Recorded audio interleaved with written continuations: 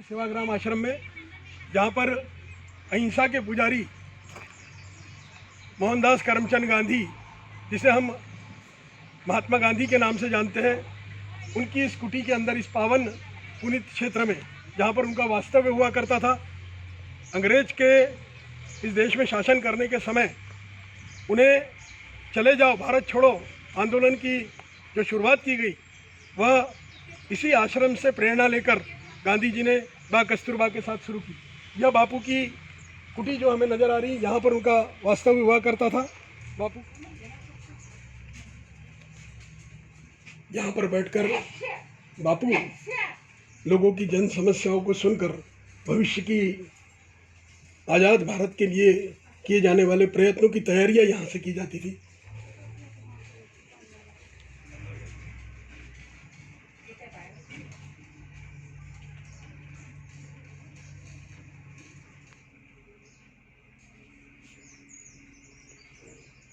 मैं अक्सर अपने साथ में कुछ जैसी चिट्ठी पत्री, अखबार और कतरन आदि पढ़ते थे।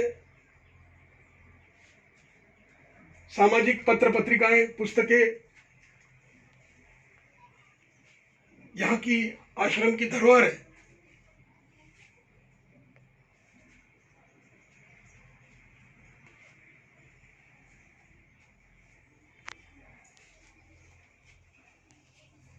यह चारपाई जहाँ पर बापू नित्य विश्राम किया करते थे, जहाँ पर, और सामने ही एक बापू का टेबल जिस पर बापू की मसाज, आज के समय में हम कहते हैं मालिश की जाती थी। बापू का यह अस्पताल कहा जाता था, जहाँ सरदार पटेल आदि के उपचार यहाँ पर बापू द्वारा तत्कालीन विधियों से किया जाता था।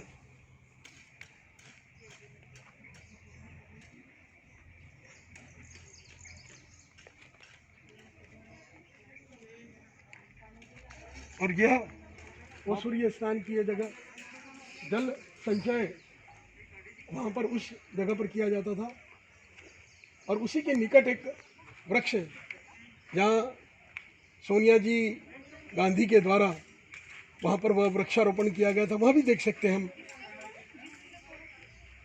1936 के अंदर बापू द्वारा लगाया गया यह वृक्ष आज भी उस बात की गवाही देता है, क्योंकि आज़ादी हमें 1947 के लगभग प्राप्त हुई। 1936 से बापू का वास्तव्य यहाँ पर रहा है।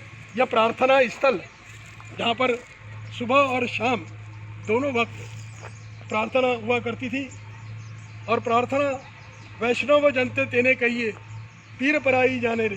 बापू का यह जो घोष वाक्य, जो प्रार्थना थी कि हमें दूसरों की पीड़ा हरनी चाहिए, और बापू यही कार्य करते थे। अहिंसा के पुजारी को आज 150वीं जयंती पूरा विश्व मना रहा है। ऐसे समय में क्या निश्चित तौर पर आज वर्तमान में फिर एक बार बापू के विचारों की ज़रूरत है, जहां एक और देश और सारा विश्व यह अहिंसा के मार्ग से हटकर हिंसा की ओर प्रेरित हो रहा है। तब क्या वर्तमान में सचमुच आज फिर से एक बार गांधी के विचारों की ज़रूरत है? आइए जानते हैं हम कुछ नौजवान पीढ़ी और कुछ पुरानी पीढ़ी से। पहली बार जब सेवाग्राम आश्रम हुआ आए, तो बापू को यहाँ किन्होंने आमंत्रित किया? जमुना बजाज जब साबरमती मिले थे, वहाँ जेल में थे, वहाँ से आने के बाद गांधी ने कहा कि साबरमती एरोडा जेल से आने के बाद उन्होंने ऐसा तय किया था, जब तक मैं मेरे देश को स्वतंत्रता नहीं मिला देता, तब तक मैं अभी साबरमती आश्रम में लौट के नहीं जाऊँगा। जब देश स्वतंत्र, यानी बापू ने यहाँ प्रण किया था कि जब, कहाँ पर? साबरमती आश्रम में। साबरमती आश्रम में प्रण किया था कि मैं जब तक के देश को आज़ाद नहीं कर देता अंग्रेजों की गुलामी से, तब तक लौटकर मैं पुनः साबरमती आश्रम नहीं आऊँगा। इसीलिए उनका वास्तव यहाँ वर्धा में सेवाग्राम आश्रम में। जमनालाल जी का हमारे वर्धा में आइए। अच्छा। वर्धा में मगनवाड़ी है, वहाँ थोड़े दिन रहे। फिर उन्होंने कहा मुझे देहात में रहना है। फिर देहात के लोगों को 500 लोगों की बस्ती थी, छोटी, अभी तो बहुत बड़ा हो गया। तो वहाँ के लोगों की मीटिंग ली, सभा ली, मुझे हराना है। तो उन्होंने कहा आपका स्वागत है, आ सकते हैं, रहिए, आइए हमारे यहाँ। वहाँ पड़ोसी थे बड़ा, तो ये इसलिए फिर उन्होंने इधर आदि निवास है, राम का बगीचा था, वहाँ एक झोपड़ी बना के वहाँ रहे। फिर उन्होंने कहा कि रहने की व्यवस्था करनी चाहिए, इसलिए आदि निवास जो है बड़ा लंबा। ये जो प्रार्थना स्थल दिखाया जा रहा है यहाँ पर, प्रार्थना कब कब होती थी? सुबह शाम दोनों टाइम होती थी। तो वहाँ फिर गांधी जी ने ये आदि निवास बनाने को बताया। उसमें तो 3 कंडीशन का 100 रुपये तक होना चाहिए, मजदूर यहाँ का होना चाहिए, जो भी बढ़ाई विढ़ाई लगे वो सब अपने गांव का होना चाहिए, बाहर से कोई लाएगा नहीं। उसमें तभी बीच का हॉल है, पीछे वरांडा है, सामने वरांडा है। भारत छोड़ो आंदोलन का पहला प्रस्ताव यहीं पर पास हो गया। और फिर उधर चटई डाली है कभी अंदर, वो पहले गांधी जी की जगह, इस साइड में उसके बगल में कस्तूरबा की जगह। तो जितने उस समय टुकड़ों जी महाराज इधर हुए हैं, वो भी आए गांधी जी साथ रहने के लिए। एक चटे उनको सारा वो समय यह खिंदी की पेड़ बहुत थे, तो उसकी चटे गाँव से एक रुपये में 4-5 मिल जाते। स्वराज आंदोलन के बारे में क्या जानती है आप बापू के स्वराज आंदोलन के बारे में? 1 मिनट, वो तो यहाँ पर उसका प्रस्ताव किया, अमल में लाने के लिए फिर गए। फिर अपने देश में दंगे हुए, हिंदू मुस्लिम दंगे, तो जहाँ जहाँ दंगे हुए वहाँ वहाँ गांधी जी अकेले गए और सबको समझाया कि हमारा देश है, हम लोग इसे झगड़ा करेंगे तो अभी अंग्रेज होगा और कोई आ जाएगा, वो अपना ऊपर राज करेगा, इसके थोड़ा ध्यान रखो। तो शांति हो गई। अभी वहाँ दिल्ली में अभी आना है, कल तो आने वाले थे, तो पहले दिन ही हमारे नथुराम गोडसे ने उनको गोली मार दी। तो प्रार्थना में समझ आ रहे थे, बिरला हाउस में वहाँ प्रार्थना जहाँ भी जाते थे उनकी सुबह शाम की प्रार्थना होती थी। प्रार्थना में जा रहे थे तो उधर एक मालिनी घट के आई, तुम कहाँ जा रहे हो, ऐसा हाथ पकड़ा इसके अंदर ही और रवि लग गया। तो उन्हें मैं उनको प्रणाम करने जा रहा हूँ गांधी जी को, तो उसको लगा सचमुच प्रणाम करते। फिर जैसे गांधी जी आए तो उसने गोली मार दी। तो उन्होंने कहा, फिर वो हे राम करके वहाँ गिर गए। कोई अग्नि संस्कार वहाँ हो गया। सब बोला माउंट बेटन पे अंग्रेजी वहाँ आए उनके अग्नि संस्कार में। बोले इन्होंने, मैं कितनी भी मिलिट्री भेजता फिर भी इतनी शांति में भारत में नहीं कर सकता था, बहुत कठिन काम थी, लेकिन वो अकेले गए और पूरे देश में शांति करके दिखाई। फिर इनको मारा किसने मारा? एक भारतीय ने दूसरे भारतीय को मार डाला। तो दुर्भाग्य है इस भारत, उन्होंने कहा माउंट बेटन ने, दुर्भाग्य है इस भारत देश का कि अपने नेता को भी नहीं पहचान सके, इकड़ नहीं पहचान सके। दुर्भाग्य सचमुच है ना। आप वर्तमान की जो स्थितियाँ हैं, हाँ, इसमें गांधी के विचारों को कहाँ तक देखती है? गांधी जी के विचार तो इतने अच्छे हैं, सादे सीधे हैं। नहीं, अभी वर्तमान में उसका प्रयोग हो सकता है ना, उस स्वावलंबन के अपने खुद का कपड़ा देखा, हमारे तो खुद का कपड़ा हो सकता है, बुनाई काम होता है, खेती काम होता है, सभी कुछ हो सकता है, लेकिन वो करेंगे कोई नहीं ना। अभी तो बड़े बड़े कारखाने बिरखाने बन रहे हैं, सब कुछ हो रहा है।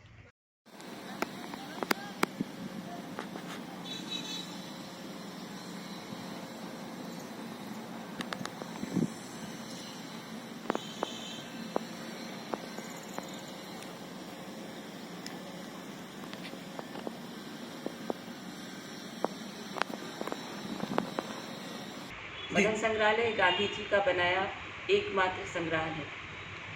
मुझे ये बताइए, 150वीं जयंती पूरा विश्व देश के बापू कहे जाने वाले महात्मा गांधी की मना रहा है, और ऐसे में हिंदुस्तान के अंदर जब आज ये जयंती मनाई जा रही बापू के विचारों की, कितनी आवश्यकता है पुरानी पीढ़ी और नई पीढ़ी के लिए?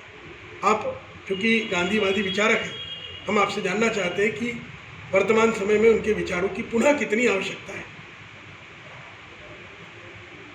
गांधी को विश्व मानता है, इसीलिए विश्व ने तय किया कि अहिंसा दिवस अंतर्राष्ट्रीय स्तर पर गांधी जी के जन्मदिन पर 2 अक्टूबर को मनाया जाएगा पूरे विश्व में। विश्व में जितने देश हैं उसमें 100 देश गांधी जी की टिकट जारी करते हैं, 300 टिकट, और अभी भी अलग अलग देश टिकट जारी करते हैं। विश्व के 70 देशों में गांधी जी की मूर्ति है। ब्रिटेन में जिन्होंने हम पर राज्य किया उनके पार्लियामेंट के सामने गांधी जी की मूर्ति है। अमेरिका में 30 मूर्ति है। मैनचेस्टर, जिसमें खादी के कारण जो मिलें बंद हो गई थी, वहाँ उन्होंने गांधी की मूर्ति लगाई है। इसलिए गांधी को विश्व, भारत और गांधी को एक जैसा पहचान है। यदि आप मुझसे पूछेंगे कि युवा पीढ़ी और पुरानी पीढ़ी क्या सोचती है, तो कोई अलग बात नहीं। भारत हमारे लिए भारत रहा। भारत की स्वतंत्रता, गांव की स्वतंत्रता, हमारी आर्थिक स्वतंत्रता जो गांधी जी का मूल सिद्धांत था, उसमें यदि अभी हम देखेंगे तो बहुत सारे गांव बेचिराग हो रहे हैं, लोग गांव छोड़कर जा रहे हैं। 30% किसान कम हो गए हैं, किसानी छोड़ दी है। करीब उतने ही 30% हमारे कारीगर बेरोज़गार हो गए। पिछले सालों में करीब 30 लाख कारीगरों के हाथ से काम चला गया। तो गांधी जी बार बार जो कहते थे, और कोविड हमें बता ही रहा है कि कितनी बड़ी संख्या में कारखाने, दुकानें, व्यापार पिछले 6 महीने से बंद हुए हैं। पिछले 6 महीने से बंद हुए हैं। इसका मतलब है कि बहुत बड़ी मात्रा में बेरोजगारी बढ़ी है। गांधी जी का एकमात्र कहना था कि गांव-गांव में छोटे उद्योग यदि रहते हैं, गांव की संपत्ति यदि गांव में रहती है, तो किसान वापस आएंगे, कारीगर वापस आएंगे। और कारीगर केवल ये नहीं कि वो कुछ चीज़ बनाकर बेचते हैं, उसमें कला है, संस्कृति है, उसमें उन सब की विज्ञान है, टेक्नोलॉजी है, ये सारी चीज़ें रहेंगी। यदि हम इसको न ध्यान देते हुए पूरा अपना ध्यान केवल बड़े शहरों के 20% लोगों के लिए करेंगे, संपत्ति कुछ 10% लोगों के हाथ में रहेगी, तो हमारा भारत फिर से गुलाम बनेगा, फिर से गरीब बनेगा और फिर से वो मोहताज हो जाएगा उन सारी गलत चीज़ों का, जिसके लिए ये पूरी लड़ाई गांधी जी ने और बहुत सारे लोगों ने मिलकर लड़ी। वर्तमान में आज की जो परिस्थिति, पूरा विश्व फिर से हिंसा की ओर जा रहा है, तो ऐसे में गांधी के विचारों को बढ़ाने के लिए क्या करने की ज़रूरत है? ऐसा कौन सा उपाय किया जाए कि जिससे फिर से हिंसा का मार्ग छोड़कर लोग अहिंसा की मार्ग की ओर बढ़े? विश्व में बहुत सारी चीज़ें होती गई। पहला महायुद्ध, दूसरा महायुद्ध, तीसरे महायुद्ध के भी कगार पर हम लोग खड़े रह रहे हैं। छोटे छोटे युद्ध पूरे विश्व में चल रहे हैं। आधा विश्व केवल लड़ाई कर रहा है। हमें पता है कि कभी भी हिंसा से कोई भी चीज़ हल नहीं होती। मुझे एक भी आप उदाहरण दे दीजिए जिससे हिंसा से परिवर्तन आया है। हिंसा से सत्ता आई है, सत्ता से दूसरी सत्ता को जगह दी है, पर मूलचूल परिवर्तन अच्छाई की तरफ, एकता की तरफ, सहिष्णुता की तरफ, एक दूसरे अपनाने की तरफ कभी हिंसा नहीं लाई। तो ये एक ऐसा समय है जब हम अपना दिल बड़ा करें, जब हम एक दूसरे को जोड़ने की तैयारी करें और हम ये माने कि हम सब एक हैं। आत्मा से, शरीर से कोई हम अलग नहीं, कोई बड़ा नहीं है, कोई ऊंचा नहीं है, कोई नीचा नहीं है। जब तक हम ये सारे भेदों को तोड़ने को तैयार नहीं होंगे, हिंसा हमेशा पनपती रहेगी, बढ़ती रहेगी। आज की सत्ता में और समाज में हिंसा को फैलाने की और हिंसा के ऊपर समाज बनाने की एक बहुत ही बड़ी प्रवृत्ति और मैं कहूँगी कि एक तरह का स्ट्रेटजी बनाई गई है कि हिंसा ही हमें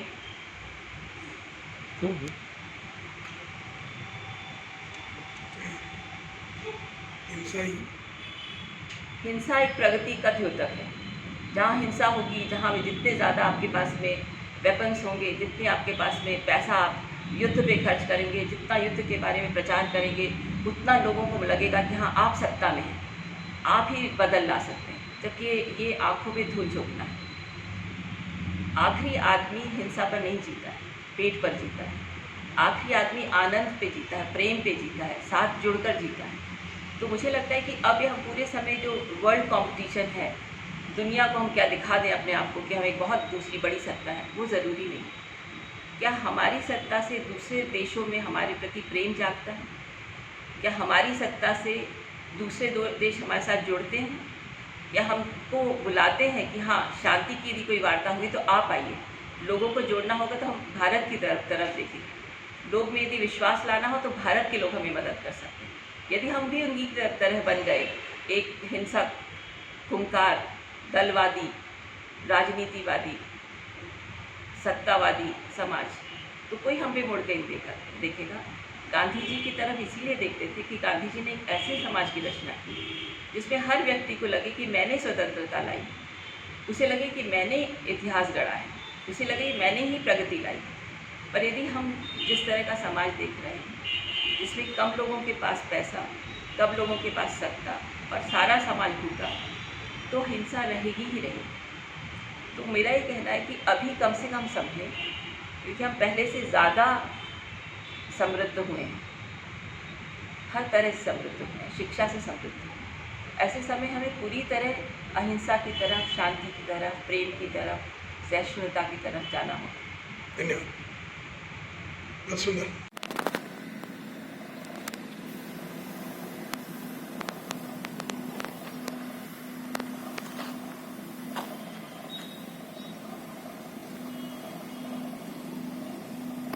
आप लोग क्या करते हैं? मैं अभी स्टूडेंट हूँ, इंजीनियरिंग थर्ड ईयर में हूँ।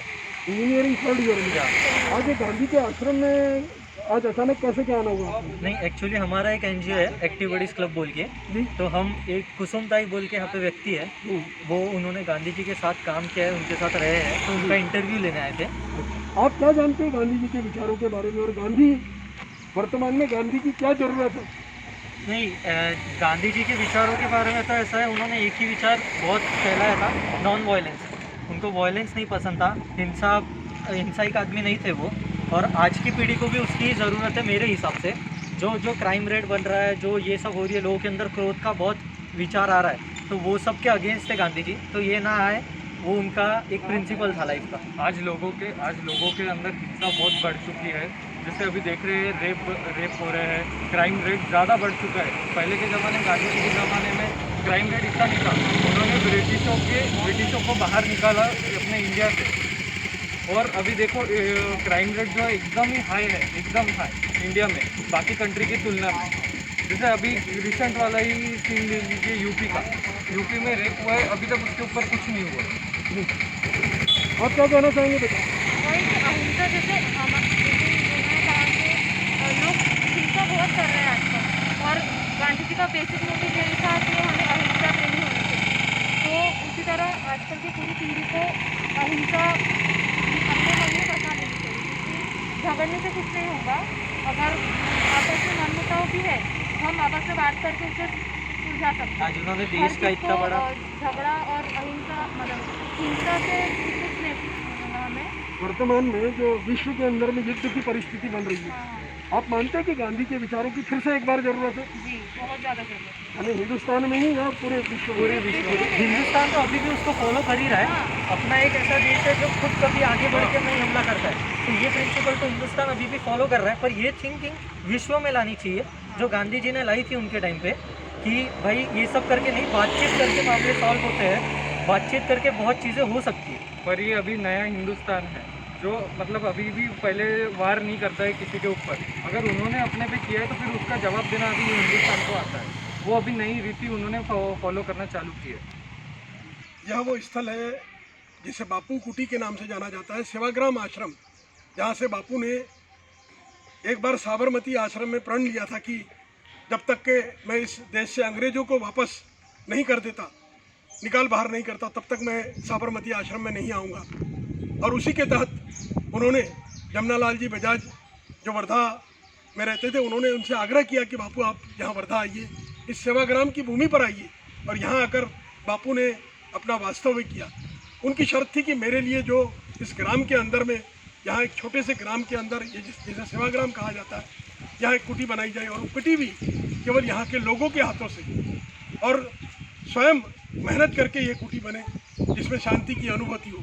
और बापू ने उस कुटी के अंदर में बाद में वास्तविक किया। हमने आपको सारा यह पूरा आश्रम का जहाँ जहाँ कुटी बनी है सारे के दर्शन कराए, सारे से आपको जो आप अनभिज्ञ थे आपको परिचय कराया। बापू की खासियत थी कि बापू सुबह और शाम दोनों समय कहीं भी जाते तो प्रार्थना करते थे। इसी तरह की प्रार्थना स्थल यहाँ पर भी बना हुआ है, जहाँ पर सुबह और शाम जनहितार्थ प्रार्थना की जाती थी। वैष्णव जनते तेने कहिए, पीर पराई जाने रे। बापू का यह स्थल आज भी अहिंसा के पुजारी का वह स्थल आज भी शांति का प्रतीक बना हुआ है। लॉकडाउन के इस काल में पिछले 6-8 महीनों से यहाँ पर हमेशा पर्यटक आया करते थे, लेकिन लॉकडाउन की वजह से यहाँ पर्यटकों का आना बंद हो गया, और जिसकी वजह से करीब करीब यहाँ की जो आमदनी है वह पूरी तरह से बंद हो चुकी है। आज ज़रूरत है यहाँ पर सरकार की ओर से इस ओर ध्यान दिया जाए। यह वास्तव जो हमारे देश की स्वतंत्रता की उस मूर्ति की अनुभूति दिलाता है, उसकी रक्षा करने की ज़रूरत है, और सरकार इस ओर ध्यान देगी ताकि भविष्य में आने वाली पीढ़ी यह जान सके कि अहिंसा की पुजारी की वास्तविक भूमि सेवाग्राम आश्रम कितनी पुनीत और पावन थी। आप सभी आज इस अवसर पर यह प्रण लें कि निश्चित तौर पर हम स्वराज यानी हमारे देश में बनी हुई चीज़ों का उपयोग करें, देश में बनी हुई चीज़ों का वापर करें, देश के उद्योगों को बढ़ावा दें, देश के व्यवसाय को बढ़ावा दें, तभी यह आज का हमारा यह सारा वर्णन जो है सार्थक होगा।